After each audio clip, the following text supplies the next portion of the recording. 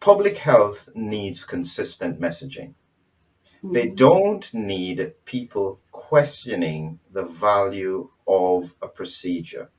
And if you go back to what happened with MMR and Dr. Wakefield and the damage that could have been done to the public health programs, do you think it's unreasonable for public health and governments to say, please don't talk about this if you are not in a position that you're making senior or major decisions? I can see where you're coming from, Philip, with that. But I think the trouble is it's quite dangerous if you can't make questions. Now, when Andrew Wakefield questioned something, which I think he felt obliged to do, whether he was right or wrong in his conclusions is a different matter. But for him to have remained silent, if he really felt there was a risk, he had a duty to speak out. And if you look at the GMC guidance for good practice, one of the things in it is that you have an obligation to say if you think patients are being put at harm. And we're in a situation, I mean, I just think back to the days, there's stuff going around schools, educational input about the vaccines, which have pictures of children with smallpox and children in calipers following polio. And then the very next slide is, when can I have my COVID vaccine? Now, that's deceitful to be implying that COVID is on a par with polio and smallpox. Now, when my parents were wondering whether to give me polio vaccination, they just could look round the class at school. I had a child in my Sunday school class who got polio and is in calipers.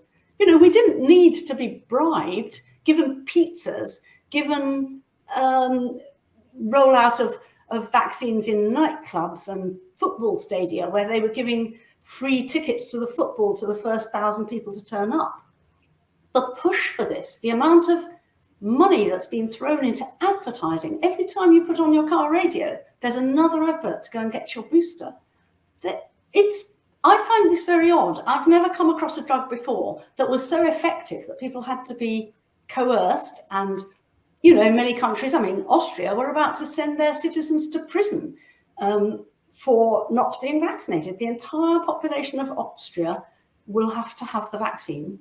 And then they was due to come in on the 15th of February, but they've actually moved it to the 15th of March because they've still got so many people unvaccinated that it was unworkable. But they were going to face a €300 fine the first day you went out and a €3,000 fine, cumulatively over the next, every time you went out of your house if you weren't vaccinated, to the point where if you couldn't pay the fines, you could do a year in prison. And this is for a vaccine which is still in the experimental phase. And I think we shouldn't lose sight of that. When you say experimental, you're thought to be a conspiracy theorist. I've spent my entire career promoting vaccination for children, but I wouldn't promote a vaccine which had no long-term safety data. And I think it's different. If you're in your 70s and you're at risk from COVID, then you're prepared to take that. It's all about balance of benefit and risk. So if you've got a high risk from COVID and a low risk from the vaccine, then you might think, well, I don't mind about long-term risks because I want to get through the next couple of winters.